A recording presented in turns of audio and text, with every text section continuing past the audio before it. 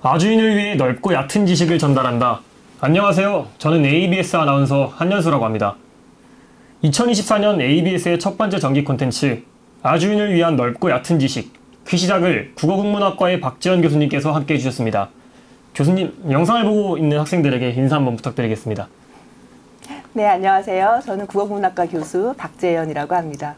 오늘 이 방송에 출연하게 돼서 굉장히 영광으로 생각합니다. 본격적인 시작 전 먼저 깜짝 퀴즈를 준비했는데요. 네. 과연 국어국문학과 교수님은 신조어를 얼마나 알고 계실까요? 1번 문제입니다. 신조어 중꺾마는 무슨 뜻을 의미할까요? 너무 쉽네요. 중요한 것은 꺾이지 않는 마음. 그럼 두 번째 문제입니다.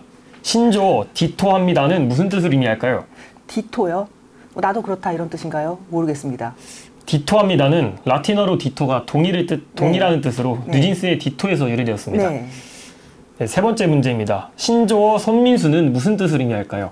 누굴 따라한다는 뜻이죠. 되게 잘 알고 계시네요. 죄송합니다.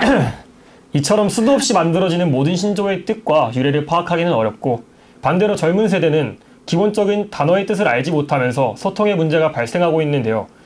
오늘은 젊은 세대의 언어 파괴 현상에 대해 그리고 우리 한국어의 다양한 언어 현상에 대해 교수님과 이야기해 보겠습니다. 첫 번째 질문입니다. 앞에서 퀴즈를 낸 신조어와 같이 줄임말 문화가 생긴 이유가 한국어가 가진 언어적 특성과 연관성이 있는지 교수님의 생각이 궁금합니다.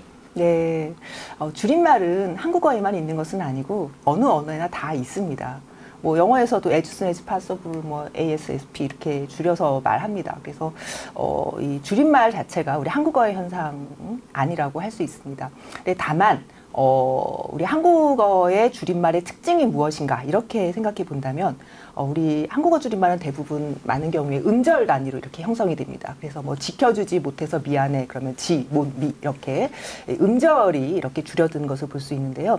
그것은 우리 한글이 이렇게 음절별로 모아쓰기를 하는 글자라는 사실과 굉장히 밀접하게 연관이 됩니다. 그래서 그런 사실들은 한국어의 특징이라고 할 수 있겠고요.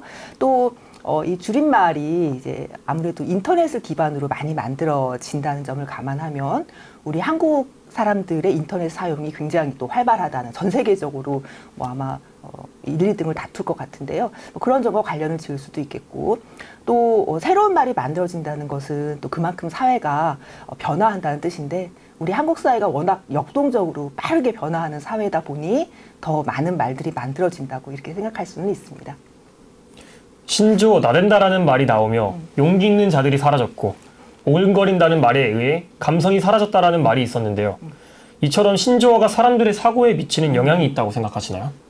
조금 정정을 하면 사실 나대다와 오글거리다는 신어는 아닙니다. 그냥 원래부터 있던 말이에요. 근데 이제 그것이 요즘 이제 유행을 하게 된 것이죠. 그래서 유행어가 됐다고 하는 게 좀 더 정확합니다. 저는 이제 그 나댄다는 말이 유행하면서 뭔가 이렇게 용기를 가지고 활발하게 활동하는 사람들이 없어지고 있다는 것에 저는 사실은 동의하고 있고 이게 어느 정도 문제라고 생각하는데요. 나대다라는 말과 오글거리다라는 말이 있는 것 자체가 문제는 아닙니다. 그런 말은 원래부터 존재했던 것이죠. 그런데 이게 유행하면서 학생들이 별다른 사유나 반성 없이 어떤 상황이 되면 자동해형처럼 그 말을 뱉어내고 있다는 거. 저는 그게 문제라고 생각합니다.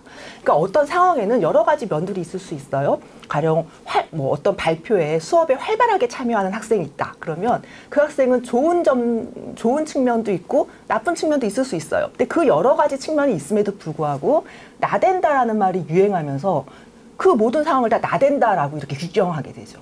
그래서 부정적인 면만을 부각시키게 되고 더 이상의 사유를 하려고 하지 않는, 평가를 하려고 하지 않는 그런 경향이 있다고 생각이 돼서 저는 사실 그런 유행에 대해서는 썩 바람직하지 않다고는 생각하고 있었습니다. 네, 그럼 다음 질문입니다. 금일, 이길, 이걸 앞의 세 단어는 오늘, 이튿날, 다음 달을 의미합니다. 그러나 이러한 기본적인 단어들의 뜻을 알지 못하는 젊은 세대들이 늘어나면서 소통의 문제가 발생하고 있는데요. 젊은 세대들의 어휘력 부족 현상을 어떻게 바라보아야 할까요? 그리고 젊은 세대들의 문해력이 왜 점점 낮아진다고 생각하시나요? 네, 이런 현상들 많이 있었죠. 뭐 사흘이 뭐 3일인지 모르고 뭐 4일이라고 하는 학생들이 많다 뭐 이런 얘기 저도 들었는데요. 네, 언어는 원래 이제 변화하는 것이고요. 그래서 기성세대의 어휘와 젊은 세대들의 어휘는 다를 수밖에 없습니다. 제가 조금 염려하는 것은 단순한 세대 간의 어휘의 차이 이런 문제가 아니라 학생들이 주로 젊은 세대들이 문어체 어휘를 중심으로 몰라요. 문어에서 쓰는 어휘들을 모르고 있고요. 근데 그거는 아마도 독서에 부족하고 관련이 있을 거라고 저는 생각합니다. 학생들이 글을 읽지 않는다는 거죠. 근데 그것이 꼭 학생들의 잘못이라고는 볼 수 없는 것이 요즘은 이제 영상의 시대가 되었잖아요. 그래서 여러분들이 어떤 정보를 얻고자 할 때 책을 찾아보거나 뭐 논문을 찾아보기보다는 유튜브를 찾아보는 게 훨씬 더 편리할 때가 많이 있습니다.